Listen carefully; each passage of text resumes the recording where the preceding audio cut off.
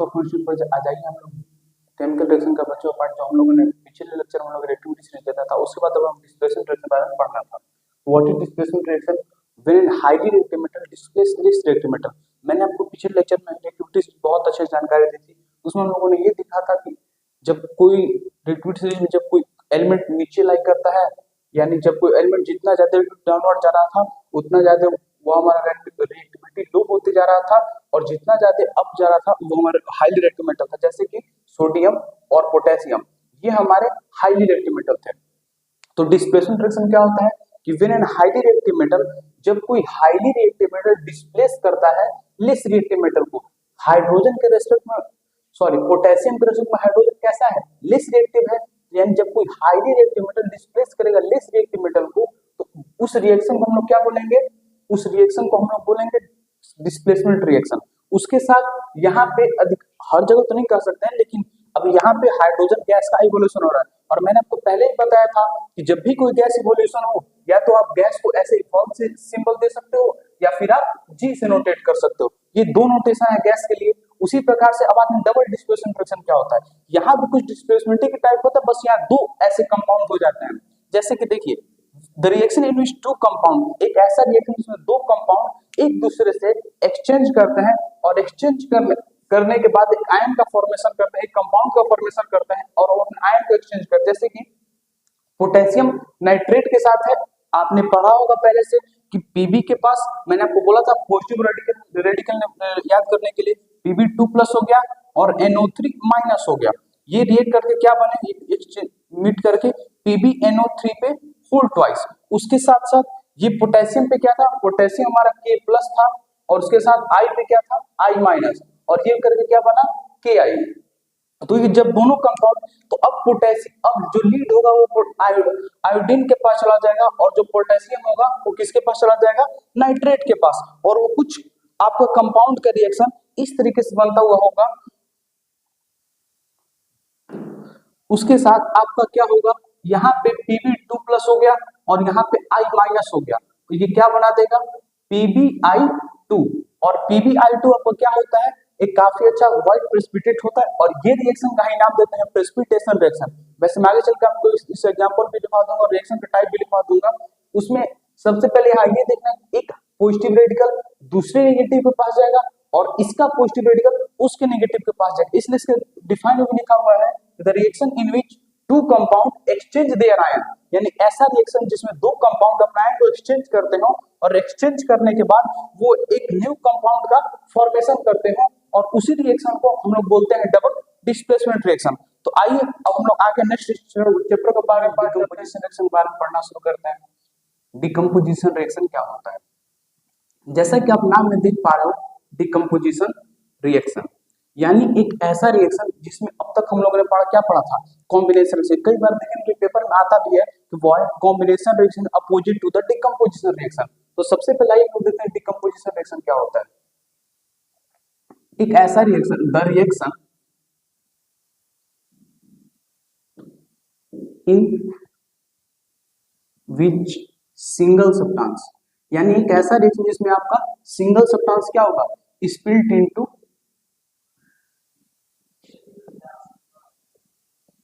To और more substance.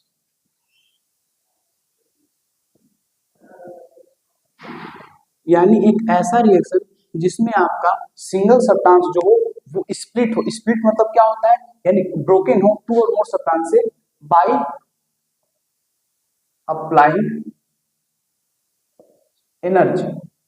वो आपका एनर्जी, मैंने जब आपको माइंड मैप बनवाया था डिकम्पोजिशन रिएक्शन का, तभी मैंने आपको ये चीज क्लियर कराई थी। यानी एक ऐसा reaction, the reaction in single substance split into two और मोर सब्सटेंस, यानी एक ऐसा रिएक्शन जिसमें हमारा एक सिंगल जो सब्सटेंस हो वो स्प्लिट हो टू और मोर सब्सटेंस में। इसी रिएक्शन को हम लोग नाम देते हैं डिकम्पोजिशन रिएक्शन। इसका सबसे अच्छा एक छोटा सा एग्जांपल ऐसा हो सकता है कि वाटर, जब वाटर में हमने इलेक्ट्रिक स्पार्क दिया, इलेक्ट्रिक स्पार्क का मतलब यानी जब हमने इलेक्ट्रिसिटी को इसमें फ्लो कराया, तो ये हमारा hydrogen gas plus oxygen gas में क्या हो गया, इवॉल्व हो गया। लेकिन यहाँ पे आप देख पा रहे हो केमिकल रिएक्शन क्या है, बैलेंस नहीं है। तो इस केमिकल रिएक्शन को अदरवाइज बैलेंस के फॉर्म के लिए आप यहाँ पे ऐसे, जब हाइड्रोजन यहाँ 2 और हाइड्रोजन 2 है, लेकिन ऑक्सीजन यहाँ पे किस फॉर्म में है, 1 के फॉर्म में, और यहाँ ऑक्सीजन कितना है, 2 है। सबसे अच्छा आप एक तो वैलेंसी का ये ऑप्शन होता है, आप इसे फ्रैक्शनल बैलेंस कर दो, तो यहाँ ऑक्सीजन 1 हो गया। अदरवाइज जब आपको इसमें ज्यादा प्रॉब्लम आता है तो आप क्या करो कि H2O को यहीं पे ये सेम रिएक्शन को अगर हम लोग अगेन अच्छे से लिख के देखें तो आप यहाँ पे अगर H2 गैस इवॉल्व हुआ है और यहाँ पे O2 गैस इवॉल्व हुआ है तो आप इसके साथ ये करो हाइड्रोजन 2, तो यहाँ भी 2 का मल्टीप्लाई कर दो, यहाँ हाइड्रोजन कितना हो गया 4, और यहाँ भी आप कर दो, देखो आप रिएक्शन को, यहाँ 2 2 जा कितना, हाइड्रोजन हो गया आपका 4 और ऑक्सीजन हो गया 2, इसके साथ यहाँ पे ऑक्सीजन हो गया 2 और यहाँ पे ऑक्सीजन हो गया 2, तो इसके साथ ये रिएक्शन बैलेंस है और ये रिएक्शन बैलेंस है। और वेदर कि आपके ऊपर डिपेंड करता है आपको कौन सी चीजें ज्यादा अच्छी समझ में आता है। मैं तो सपोर्ट करता हूँ लोग जो फ्रैक्शनल बैलेंस को ज्यादा समझते हैं, क्योंकि फ्रैक्शनल बैलेंसिंग से आपका अच्छा जो बड़ा बड़ा केमिकल रिएक्शन तो ज्यादा जल्दी सॉल्व होता है एज कंपेयर टू इसके। और इन दोनों प्रोसेस हम लोग कैसे सॉल्व करते हैं, by heat and trial method.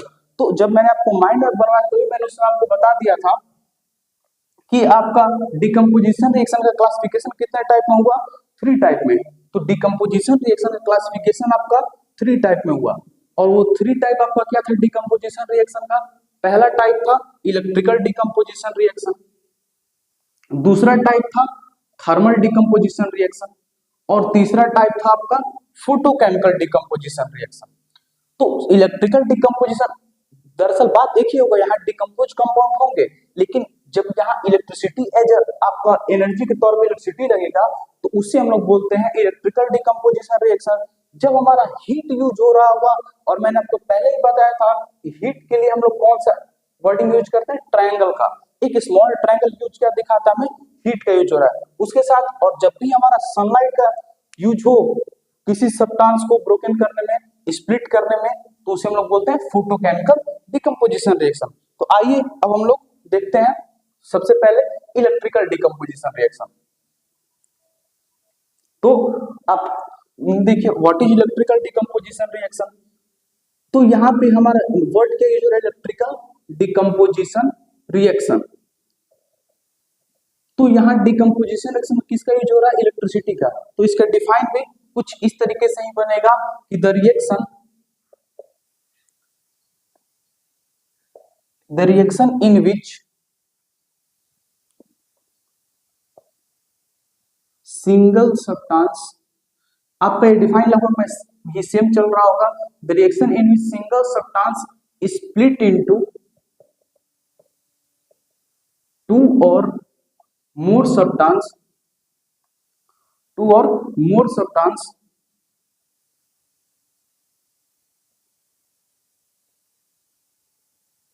by using electricity।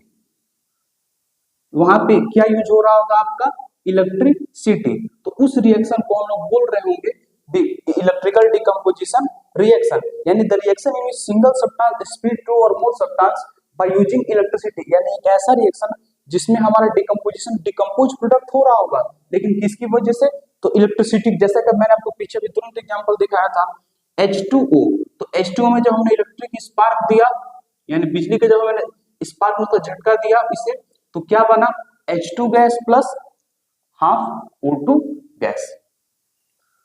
उसके बाद हम लोग आते हैं और देखते हैं व्हाट इज द, अब 2 पार्ट जो बचा हमारा थर्मल डिकम्पोजिशन रिएक्शन और हमारा photochemical decomposition reaction.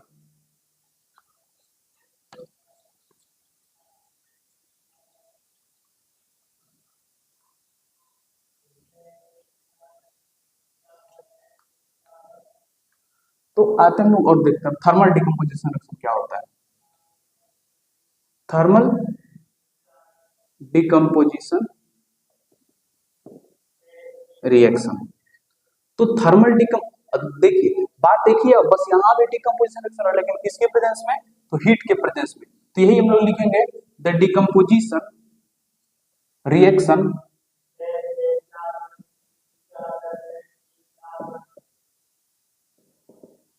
occur due the decomposition reaction occur due to presence of heat is called thermal decomposition reaction. इस रिएक्शन को हम बोलते हैं थर्मल डिकम्पोजिशन रिएक्शन, यानी एक ऐसा रिएक्शन जो हमारा प्रोडक्ट क्या स्प्लिट हो, हीट की वजह से स्प्लिट हो, उस रिएक्शन को हम लोग क्या नाम देते हैं, थर्मल डिकम्पोजिशन रिएक्शन। यानी ऐसा रिएक्शन जिसमें डिकम्पोजिशन रिएक्शन ऑकर, यानी जो डिकम्पोजिशन रिएक्शन हो किसकी वजह से, प्रेजेंस ऑफ हीट की वजह से, उसे हम लोग क्या नाम देते हैं, थर्मल डिकम्पोजिशन रिएक्शन। अगर इसको हम लोग अच्छे से और देखें तो देखते हैं हम लोग, अगर लीड नाइट्रेट आपका सॉलिड के फॉर्म में, यानी PbNO3 का 4 ट्वाइस अगर आपका सॉलिड के फॉर्म में और इसे हम लोग हीट करें तो क्या बनता है, लीड ऑक्साइड बनता है सॉलिड के फॉर्म में, प्लस NO2 बनता है आपका, ये भी गैस होता है, और उसके साथ प्लस आपका ऑक्सीजन गैस का इवोल्यूशन होता है। यहाँ सबसे इंपॉर्टेंट बात यह है कि जो NO2 यहाँ रिलीज होता है उसका जो होता है वो ब्राउन फॉर्म्स होता है, यानी वो ब्राउन, ये कई बार ये बोर्ड में पूछा जा चुका है। अगर ये सवाल ऐसे आपको आ जाए, if X substance is heat then it give a supportive gas which is supporter of our combustion।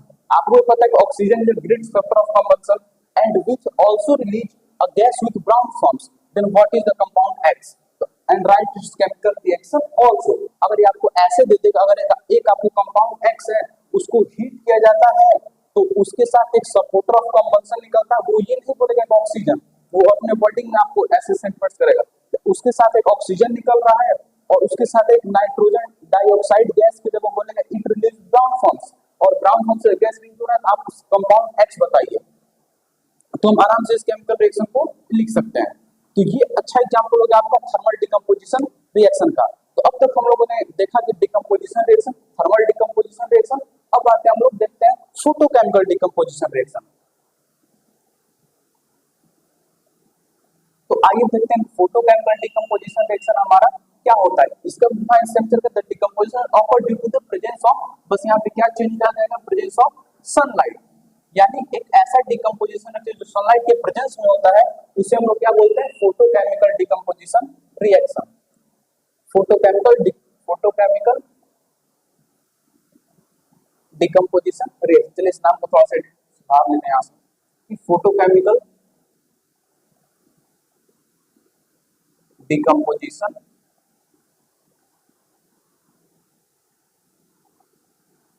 Reaction. तो एक ऐसा the decomposition reaction occur due to the presence of sunlight, यानी एक ऐसा डिकम्पोजिशन रिएक्शन जो सनलाइट के प्रेजेंस में हो, उस डिकम्पोजिशन रिएक्शन को हम लोग बोलेंगे फोटोकेमिकल डिकम्पोजिशन रिएक्शन। और उसके एग्जांपल आप ये देख सकते हो, AgCl। अगर हम लोग AgCl को कंपाउंड को सनलाइट के प्रेजेंस में अगर यहाँ सनलाइट देते हैं इसको, तो आपका प्रोटीन हो जाएगा Ag प्लस Cl2 आपका Cl2। लेकिन ये भी रिएक्शन बैलेंस नहीं है, अगर आप फ्रैक्शनल बैलेंस करना चाहते हो आप इसे ऐसे कर सकते हो, अदरवाइज आप इसे ऐसे भी लिख सकते हो। अगर सनलाइट के प्रेजेंस में है तो इसे क्या लिख सकते हैं, Ag प्लस, अगर ये आपका Cl2 बना है तो यहाँ 2 क्लोरीन है 2, लेकिन यहाँ Ag को भी 2 कर देते हैं तो 2 Ag हो जाएगा।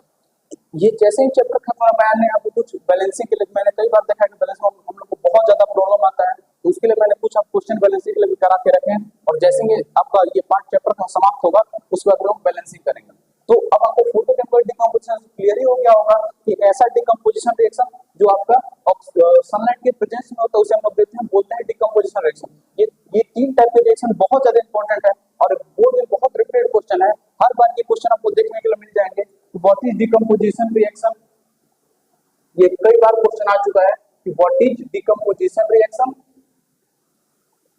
और या तो ऐसे पूछ सकता है राइट से टाइप या टाइप डिकम्पोजिशन क्या है, तो आपको ये तीनों के एग्जांपल देने होंगे। यहाँ तक आपको चीजें बहुत अच्छे से समझ में आ गई होंगी। चलिए तो आइए हम लोग देखते हैं कि हम लोगों ने देखा फोटोकेमिकल डिकम्पोजिशन रिएक्शन। अब हम लोग देखते हैं कि व्हाट इज प्रेसिपिटेशन रिएक्शन, यानी प्रेसिपिटेशन रिएक्शन क्या होता है। और प्रेसिपिटेशन रिएक्शन से पहले हम लोग देखते हैं कि व्हाट इज प्रेसिपिटेट, प्रेसिपिटेट क्या होता है।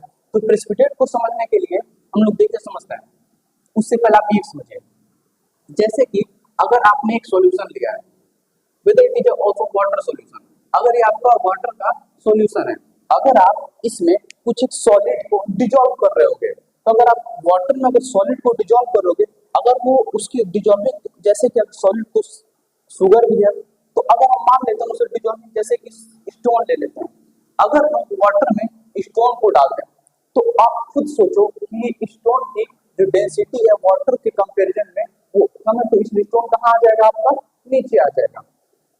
डेंसिटी क्या है, डेंसिटी का फॉर्मूला क्या होता है, डेंसिटी इक्वल टू हमारा होता है मास अपॉन वॉल्यूम। तो जरा आप एक क्वेश्चन गेस कीजिएगा कि what is the SI unit of relative density. तो रिलेटिव डेंसिटी का एसआई यूनिट क्या होता है,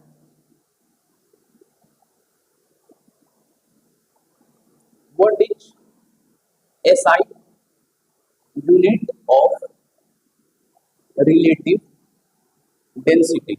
आपका रिलेटिव डेंसिटी का एसआई यूनिट क्या होता है, जरा आप सोचिए, वीडियो को पॉज कीजिए और थोड़ा अपने माइंड को प्रेशर देने होता क्या था रिलेटिव डेंसिटी।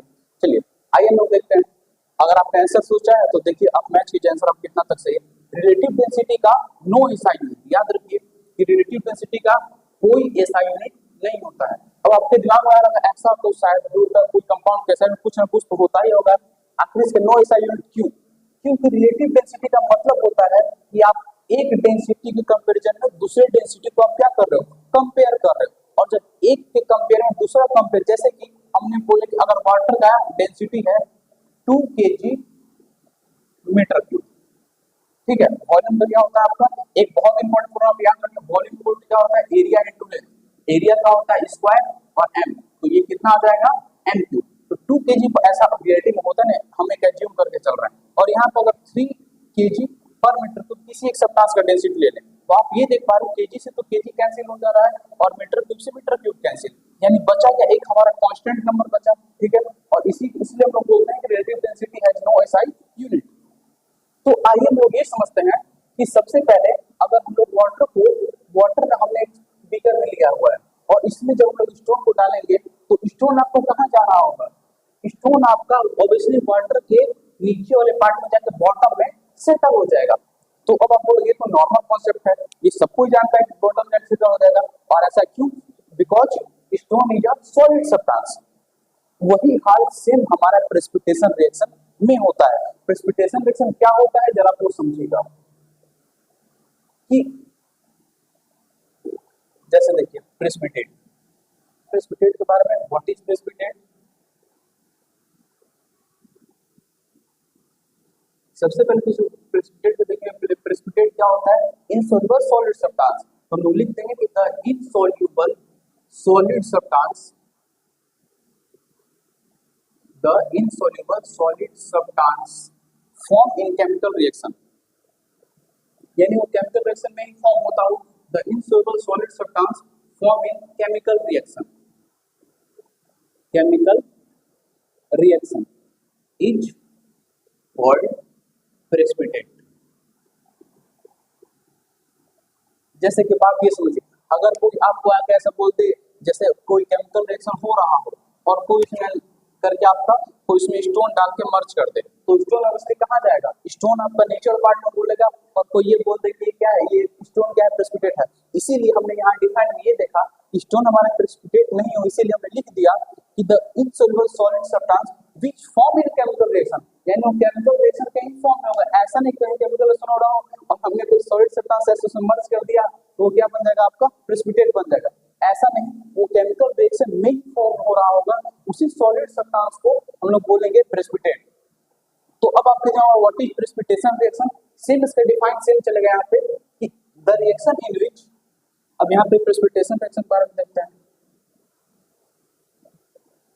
प्रेसिपिटेशन रिएक्शन, तो प्रेसिपिटेशन रिएक्शन के लिए हम जाने के देखें कि the reaction in which,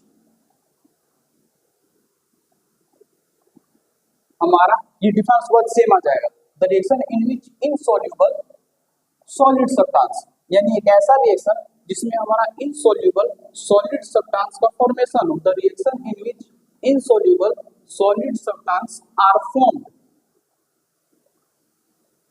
is called precipitation reaction. तो आपका ये डिफाइन लगभग सेम चलेगा कि एक ऐसा रिएक्शन जिसमें हमारा इनसॉल्युबल सॉलिड सब्सटेंस फॉर्म हो, उस रिएक्शन को हम लोग नाम क्या दे देंगे, प्रेसिपिटेशन रिएक्शन, यानी उस रिएक्शन को हम क्या बोलेंगे, प्रेसिपिटेशन रिएक्शन। और जैसा आपने पहले तुरंत पहले देखा ही था कि अब अगर आपके पास लीड नाइट्रेट हो यानी Pp NO3 का होल ट्वाइस हो और ये किस फॉर्म में हो, एक्वस के फॉर्म में हो, उसके साथ अगर आपका पोटेशियम आयोडाइड हो ये भी आपका एक्वस के फॉर्म में हो। अगर ये वैसे ही रिएक्शन किस टाइप का है, अभी आपने तुरंत देखा है, ये टाइप जाता है आपका डबल डिकम्पोजिशन रिएक्शन की तरह है। तो एक ऐसा रिएक्शन जिस अब ये लीड किसके पास जाएगा, पीबी जाएगा, वो आयोडीन के पास जाएगा और ये क्या बना देगा, PbI2।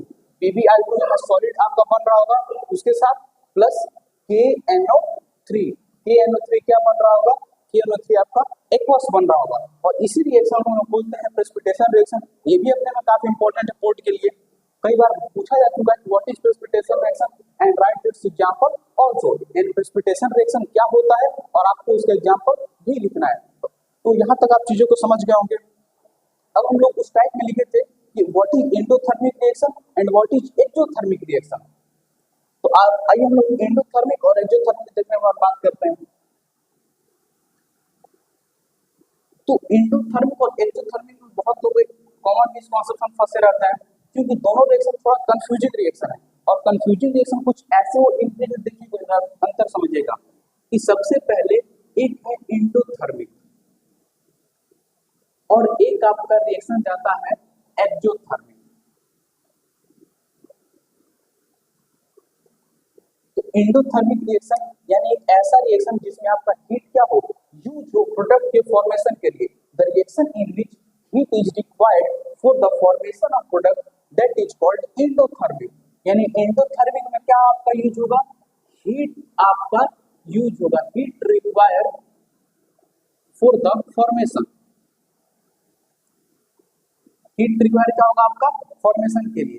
वहीं पे आपका जो एक्सोथर्मिक रिएक्शन होगा यानी the reaction in which heat is release, यानी ठीक इसका जस्ट बोले तो अपोजिट, इसका ये क्या होगा अपोजिट होगा। यानी एंडो में क्या होगा आपका हीट रिलीज और एक्सो में क्या होगा, आप अगर आप एक वर्ड देख पाओगे जरा वर्डिंग के मैचिंग करना, थर्मल, ठीक है, और THERM यहाँ तक देखिए ये वर्ड लगभग आपका सेम, यानी ये भी दोनों किससे रिलेटेड है, ये भी दोनों जो कंपाउंड है वो हमारे किससे रिलेटेड है, हीट से। लगभग बेसिक अंतर दोनों में यही है कि एक में हमारा क्या होता है हीट रिक्वायर होता है फॉर्मेशन के लिए और एक क्या होता है हीट रिलीज कर रहा होता है for the formation of product, यानी the heat require for the formation of product. ठीक है, तो उसको हम बोलते हैं एंडोथर्मिक रिएक्शन और एक्सोथर्मिक। तो चलिए इसका बेसिक हमने जब टेबुलर डिफरेंस बना ही दिया है तो उसका डिफाइन भी यहीं पे कर ही लेते हैं। तो हम लोग लिख लेते हैं इसमें कि द रिएक्शन, एक ऐसा reaction, the reaction in which heat, जिसमें हीट क्या होगा हमारे लिए, heat is required, the reaction in which heat is required for the formation of product, for the formation of product. यानी एक रिएक्शन जिसमें आपका हीट रिक्वायर होगा प्रोडक्ट का फॉर्मेशन के लिए, for the formation of product is called endothermic reaction. उस reaction को हम बोलेंगे एंडोथर्मिक रिएक्शन। जैसे कि आप देख पा सकते हो कि कोल, तो कोल आपका क्या होगा, कोल आपका एक सॉलिड फॉर्म में हो गया जिसको हम बोलते हैं कार्बन के फॉर्म में। आपने सुना ही होगा कि कोल का 4 टाइप का एंथ्रासाइट, पिट, बिटुमिनस, लिग्नाइट और वो सब अलग अलग क्वालिटी कोल होते हैं। उसमें हमारा एंथ्रासाइट जो होता है बेस्ट क्वालिटी कोल, तो उसमें लगभग 90% तक कार्बन होता है। वही बात कि कार्बन, इसमें कार्बन और उसके लिए हमें क्या चाहिए, एक सपोर्टर चाहिए, इसका नाम पड़ा ऑक्सीजन। तो क्या रिलीज करेगा, CO2। हमेशा एक बात है और आप एक इंपॉर्टेंट एनालॉजी अपने पास ये रखें कि कोई भी मीथेन हो, इथेन हो, कोई भी ग्रुप हो, जैसे कि अगर CH4, हम लोग इसके बारे में ज्यादा डिटेल जानकारी लेंगे जब आप लोग 4th चैप्टर पढ़ रहे हो कार्बन कंपाउंड, उसमें आपको पूरा मीथेन इथेन ग्रुप के बारे में जानकारी लेना है। इससे हम लोग बोलते हैं जब कार्बन बन रहा है तो मीथेन C2H6। तो जैसे कि अगर मीथेन या इथेन हो, अगर आपका CH4 हो और वो ऑक्सीजन के प्रेजेंस में हो तो उसे हम लोग क्या बोलेंगे, CO2। यहाँ से हमेशा क्या रिलीज होगा, CO2 गैस हमेशा रिलीज होगा। ठीक है, चलिए आगे आता है। तो इस रिएक्शन को हम बोलते हैं एंडोथर्मिक रिएक्शन। अब एक्सोथर्मिक रिएक्शन क्या हो गया, ठीक इसका अपोजिट, वहां यही डिफाइन चलेगा कि द रिएक्शन इन विच, कि the reaction in which heat is release, heat is released the reaction in which heat is release for the formation of product, यानी यहाँ पे प्रोडक्ट का फॉर्मेशन के लिए जो हीट रिलीज होगा उसे हम लोग बोलते हैं exothermic reaction for the formation of product, यानी एक ऐसा रिएक्शन जिसमें आपका हीट रिलीज होगा, यहाँ पे रिक्वायर होगा और यहाँ पे क्या होगा, हीट रिलीज होगा, किसके लिए, प्रोडक्ट का फॉर्मेशन के लिए। इसी रिएक्शन को हम बोलते हैं एक्सोथर्मिक रिएक्शन। अब आपका एक्सोथर्मिक रिएक्शन क्या डिफाइन हो जाएगा, आपको याद होगा मैंने आपको बहुत पहले फोटोसिंथेसिस पिछले लेक्चर में हम लोगों ने किया था, तो वहां पर हमने देखा था कि 6CO2 + 6H2O सनलाइट और क्लोरोफिल के, इसके एग्जांपल को यहाँ भी देख सकते हैं, ये एग्जांपल सबसे अच्छा यहाँ फिट आउट हो जाएगा। 6CO2 + 6H2O सनलाइट और आपका क्लोरोफिल के प्रेजेंस में ये रिएक्शन क्या बना रहा था, ये रिएक्शन हमारा ग्लूकोज का फॉर्मेशन कर C6H12O6 + 6O2, ये रिएक्शन था हमारा फोटोसिंथेसिस का रिएक्शन। लेकिन अगर यही रिएक्शन को, ये तो हम लोग बोलते हैं फोटोसिंथेसिस रिएक्शन, लेकिन यही रिएक्शन को हम लोग रिवर्स फॉर्म में लिखते हैं तो ये रिएक्शन हमारा हो जाएगा रेस्पिरेशन का रिएक्शन। और रेस्पिरेशन का रिएक्शन के लिए आप इसको देख पाइए कि जब C6H12O6, इसको हम क्या बोलते हैं, ग्लूकोज, ये ग्लूकोज का फॉर्मूला है, प्लस 6O2, अगर हमारा 6O2 के प्रेजेंस में ऐसा जाएगा तो ये हमारा क्या बनेगा, ये हमारा यही पे सेम कंपाउंड रिलीज होगा, जैसे आप देख पा रहे हो 6CO2 + 6H2O, बस यहाँ पे क्या हो जाएगा, आपका हीट का रिलेशन हो जाएगा। ये रहा आपका एक्सोथर्मिक और एंडोथर्मिक। तो यहाँ तक लगभग आपको कोई डाउट नहीं होगा कि एक्सोथर्मिक क्या होता है और एंडोथर्मिक क्या होता है। चलिए अब आगे का पार्ट इसमें और पढ़ते हैं हम लोग। यहाँ तक हमने एंडोथर्मिक और एक्सोथर्मिक रिएक्शन के बारे में सीखा। अब हम लोग नेक्स्ट लेक्चर में ऑक्सीडेशन रिडक्शन के बारे में पढ़ेंगे, जो कि बहुत एक कंफ्यूजिंग कॉन्सेप्ट है और जिससे बहुत से क्वेश्चन कई बार आते हैं और हम लोग हमेशा कंफ्यूज में से कहाँ ऑक्सीडेशन हो रहा है और कहाँ रिडक्शन हो रहा है। अगर आपको इतना तक में कोई डाउट हो तो आप जरूर कमेंट करें और बताएं चीजें। अगर आपको अच्छी लगी तो लाइक करें, ज्यादा से ज्यादा शेयर करें और चैनल को सब्सक्राइब करें, ताकि ये कंटेंट जो बहुत से लोग तक पहुंच पाए और सब लोग इसको आसानी से एफोर्ड करें।